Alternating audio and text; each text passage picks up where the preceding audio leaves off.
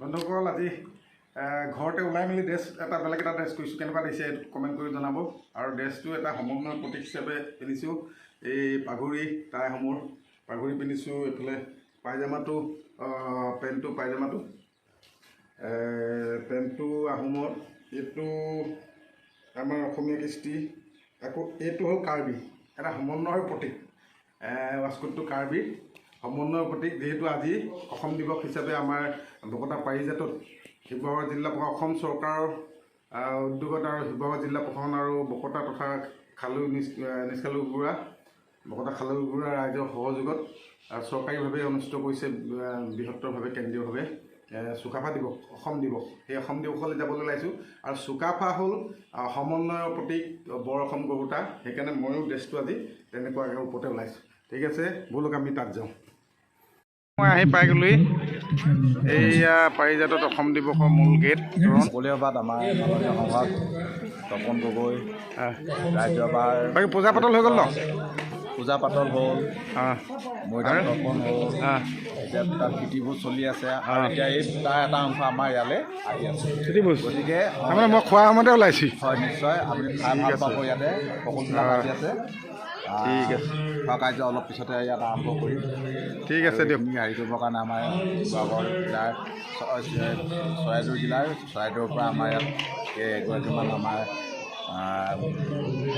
ৰিচিপশ্যনিত আহিছে তেওঁলোকে দিব অলপ পিছত আপুনি দেখিব তেওঁলোকে আমাৰ জাতীয় সাজ পোছাক পিন্ধিয়ে দিব ঠিক আছে খাই লওঁ তাৰপিছতে কৰিম ন নিশ্চয় নিশ্চয় নিশ্চয় সেইখিনি সংৰক্ষণ কৰি আমি এনেই চৰকাৰীভাৱে এঠাইত ঘৰটো বনাই থ'লে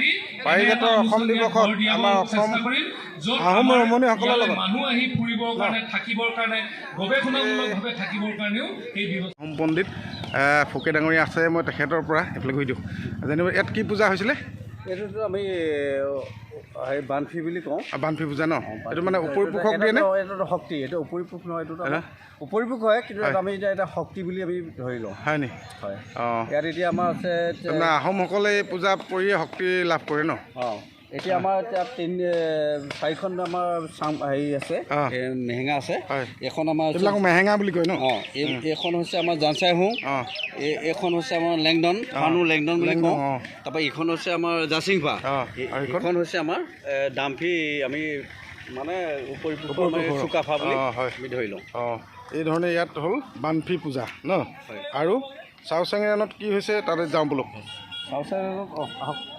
এয়া হ'ল চাওচেঙেৰাণ আমাৰ টাই আহোমৰ পূজাৰ থলী চাওচেঙেৰাণ বুলি কয় ইয়াত অৱশ্যে পূজা হৈ গ'ল মই দেৰিকৈ আহি পালোঁ কাৰণে পূজাৰ সময়ত দেখাব নোৱাৰিলোঁ কিন্তু মই পণ্ডিতসকলৰ পৰা জানিব বিচাৰোঁ যে চাওচেঙেৰাণত কি পূজা সম্পূৰ্ণ কৰে চাওচেঙেৰাণত আমি এইটো এটা আমি মানে ভক্তি পূজা কৰোঁ হয় তেখেতক মানে ফালো মানে ফুৰাতেক আমি স্মৰণ কৰোঁ হয় এইটো ফুৰালং পূজা কয় ন এইটো ফুৰালং হয় ইয়াত আমাৰ বেলেগ নাথাকে আমাৰ প্ৰসাদৰ ব্যৱস্থাটো থাকে আমি 100 এগছি চাকি জ্বলাই এইটো আছেই 100 এগছি চাকি জ্বলাওঁ তেখেতক মানে ফুৰাতেক আমি স্মৰণ কৰোঁ ফুৰাতেক স্মৰণ কৰে এইটো ফল মূল থাকে বেলেগ ব্যৱস্থা নাথাকে ইয়াত ফল মূল ইয়াত কোনো বলি বিধান এনেকুৱাবিলাক নাথাকে ন হয় হয় হয় মই অকণমান আপোনাক বেলেগ ধৰণৰ কথা এটা সুধিম আহক এই আমাৰ চকলঙত কিবা বলি বিধানৰ কথা থাকে নেকি চকলঙত আমাৰ নাথাকে বলি বিধান একো নাথাকে তেন্তে কিছু লোকে আমাৰ চকলঙক লৈ যিটো বিতৰ্ক কৰিছে সেইটো বিতৰ্ক কৰিবলৈ কোনো কথা নাই সেইটো কোনো কথা নাথাকে হয় হয় মই সকলোকে অসমবাসীক জনাইছোঁ যে চকলঙত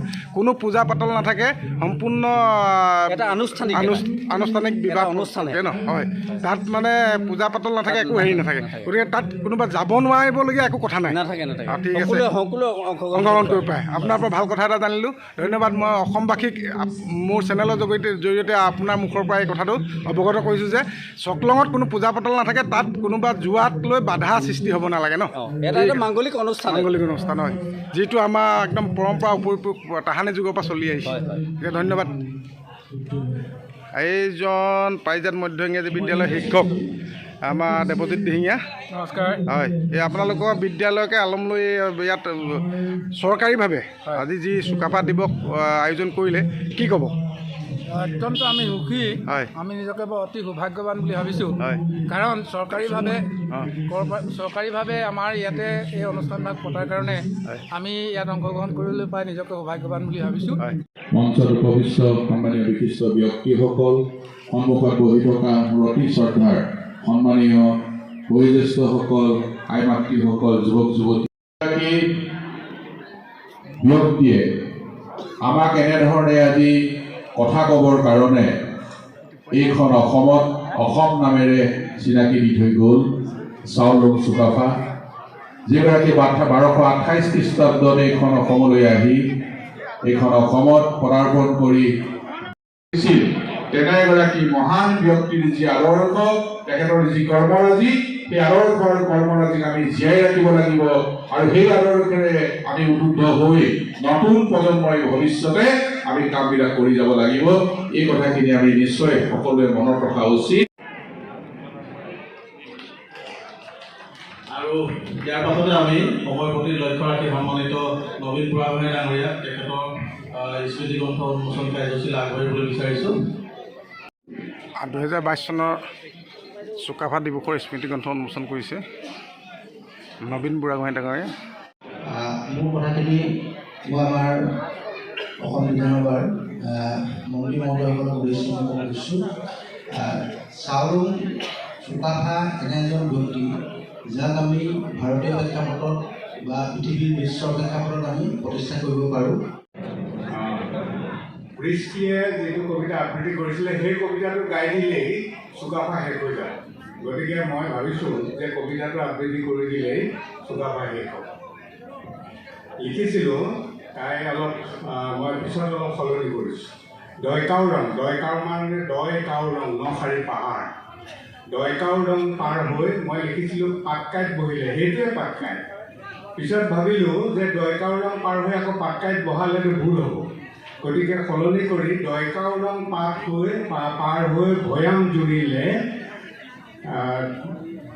দয়কাও ৰং পাৰ হৈ ভৈয়াম জুৰিলে নামভোগ হৈ টিপামত ঘাটি পাতিলে দিশৰ সিপাৰে কছাৰীসকল আছিল আৰু দিশৰ সিপাৰে কছাৰীসকল থকাৰ কাৰণে তেওঁ যাওঁতে গণি গণি গৈছিল পানীৰ ঘাটবোৰ কিমান পালে জানেনে চাম মানে 2 ৰিং মানে 1000 মানুহ কেলকুলেট কৰিলে তেওঁ ঘাটখিনি হিচাপ কৰি এটা ঘাটত যদি 5টাকৈ খায় তেতিয়াহ'লে ইয়াত 2000তকৈ বেছি মানুহ আছে তো সেইকাৰণে চামৰিংটো আমাৰ মুখত চাৰিং হৈ থাকিল আৰু সিফালে নগৈ বাওঁফালে আহি তেওঁ চৰাইদেউত উঠি কছাৰীৰ লগত যুদ্ধ কৰাই নাই কেতিয়ালৈকে কৰা নাই 1535 1535 300 কিমান বছৰ হ'ল 312 নহয় 307 বছৰ 307 বছৰ পাছত কছাৰীৰ লগত কাজিয়া হৈছে সীমা ক'ত ধনশিৰিৰ সীমা কাজিয়া কৰাটো কাৰণটো একেবাৰে একদম সৰু কাৰণ আছিল আপোনালোকে যিসকলে বুৰঞ্জী পঢ়িছে পাব মাছ মাৰিছিলে পটিঙেৰে মাজতে মাছটো লাগিল কছাৰীয়ে ক'লে আমাৰ আহোমে ক'লে আমাৰ আহোমৰ সংখ্যা কম আছিল তো কছাৰীয়ে মানে আহোমৰ গোটেইকেইটা সৈন্য মাৰি পেলালে এই চুহুংমুং দিহিঙীয়া ৰজা তেওঁ দুখন ৰাজধানী আছিল চৰগুৱা আৰু বকতা চৰগুৱা আৰু বকতা দুই ঠাইতে তেওঁ আছিল চুহুংমুং তেতিয়া 69 ইয়াৰ্ছ প্ৰায় 70 ইয়াৰ্ছ 70 বছৰৰ বুঢ়া সেনাপতি হৈ গৈছে আৰু কছাৰী ৰাজ্য ডমিনেট কৰিছে ডিমাপুৰ ভাঙিছে he use to come down ৰজাই সিংহাসনৰ পৰা নামে আঁঠু কাঢ়ে আৰু নিৰ্মালি লয় হোৱাই বিকজ তেওঁলোক এবৰিজিনেল প্ৰিষ্ট আছিল আৰু আটাইতকৈ আগৰ পুৰোহিত থকাৰ কাৰণে তেওঁলোকে সেই সন্মানটো তেওঁলোকক দিছিল চ' 600 years জাতিটো এক হৈ আছে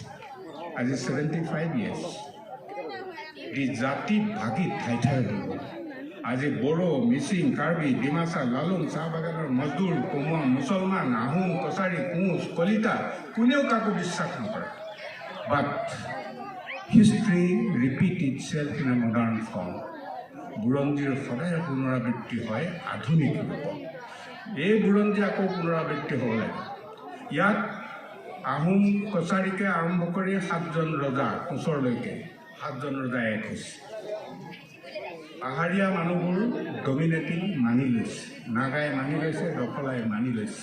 সমগ্ৰ উত্তৰ পূব অঞ্চলটো এক শক্তি হিচাপে থিয় দিছে। সিমান দূৰলৈ যাব নালাগে। এই বাকী যিখিনি মানুহ 7জন ৰজা এক কৰাৰ মানুহখিনিকে যদি আমি এতিয়াও এক কৰিব পাৰোঁ, চাহ বাগানৰ মজদুৰ পূৰা অসমীয়া হৈ গৈছে। চাহ বাগানৰ মজদুৰে এতিয়া তেওঁলোকে আৰু নিজৰ ভাষা এষ্টাব্লিছ কৰিব নোৱাৰে। দে বিকাম আছামিজ, অসমীয়া হৈ গ'ল তেওঁলোক। বাহিৰতো অসমীয়া, ভিতৰতো অসমীয়া। অলপ বুলি চলি আছে, অলপ দিনৰ পাছত হয়তো বুলিও নাইকিয়া হৈ যাব পাৰে। কাপোৰ কানি ডেভেলপ হৈ গ'ল। এতিয়া চাব, চাহ বাগানৰ মজদুৰ ভনী এজনীয়ে কাপোৰ আমাতকৈ ভালকৈ পিন্ধিবলৈ শিকিছে। চুকাফা দিৱসৰ আমাৰ অতিথি আপ্যায়নত জড়িত আছে আহোম ৰমণী, আহোমৰ ড্ৰেছত, সম্পূৰ্ণ আহোমৰ ড্ৰেছত, আহোমৰ ৰমণী, আমাৰ গৌৰৱ আহোমৰ ড্ৰেছত এইসকল। মই তেখেতক ভাল লাগিছে, সম্পূৰ্ণ আহোম ড্ৰেছত আছে। ওচৰৰে নে ইয়াৰ নে পাৰিজাতৰ নে ক'ত ঘৰ? চৰাইদেউ চুকাফা নগৰ। আমাৰ বিধায়ক ধৰ্মেশ্বৰ কোঁৱৰৰ ঘৰৰ ওচৰ হয় নি?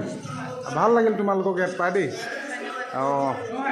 আহোমৰ ড্ৰেছত সম্পূৰ্ণ আপ্যায়ন কৰিছে ন? ঠিক আছে, ভাল লাগিল। ঠিক আছে, তোমালোকৰ মানে এনেকুৱা এটা দলে আছে নেকি ৰিচিপশ্যনত? হা হা, অসমীয়া পাকঘৰ। অসমীয়া মানে য'ত ত'ত এনেকুৱা চাৰ্ভিচ দিয়া হয় ন? হয় নেকি? হা, 150 গৰাকী আমাৰ আহোমৰ হাজত ন? ঠিক আছে। হা, এইটো তোমালোকৰ হেৰিত লৈছা ন? তাৰমানে বেলেগো আছে ন? তাৰমানে এনেকুৱা ৰিচিপশ্যন পাৰ্টি আছে তোমালোকৰ? কি অসমীয়া পাকঘৰ হয় নাই? কি এৰিয়াত যোগাযোগ কৰিব লাগিব? অসমীয়া পাকঘৰ। ঠিক আছে, ফোন নাম্বাৰটো দিবা, মই ৰাইজক জনাই দিম দেই। 9101211129। ঠিক আছে, তোমালোকে আহি ইয়াত আপ্যায়ন কৰিলে, আহি আমাৰ আহোম হাজত খুব ধুনীয়া লাগিলে। সকলো আহোম নে? সকলো আহোম ৰমণী বুলি কয়। ঠিক আছে, ধন্যবাদ। ইউটিউব চেনেল মোৰ HB গোহাঁই বুলি আছে, HB গোহাঁই। ঠিক আছে। তেখেতৰ পুণ্যাত্মাৰ শান্তি কামনা কৰিছোঁ। তেখেত য'তেই আছে তাৰ পৰাই জীৱনবিলাক ধন্য কৰে, কৃতাৰ্থ কৰে, আমাৰ সমাজখনক শক্তিশালী কৰে। তাৰ কাৰণে মই প্ৰাৰ্থনা জনাইছোঁ। চুকাফা দিৱসৰ পৰা আহিলোঁ আৰু আজি বৰ অসম গহুতা চুকাফাৰ স্মৃতিত সকলোৱে বন্তি প্ৰজ্বলন কৰিছে। আমি আমাৰ ঘৰতো পদূলিমুখত দুগছি বন্তি প্ৰজ্বলন কৰিছোঁ। এনেদৰে উপৰিপুৰুষক আমি স্মৰণ কৰিছোঁ। সকলোৱে কৰিব লাগে। আহোমৰ সকলোৱে আজিৰ দিনটোত অন্ততঃ দুগছি বন্তি পদূলিমুখত জ্বলাই বৰ অসমৰ ভেটি গহুতা চুকাফাৰ প্ৰতি শ্ৰদ্ধাঞ্জলি জ্ঞাপন কৰিব লাগে। ঠিক আছে, আজি ভিডিঅ'টো মই ইমানতে সামৰণি মাৰিছোঁ।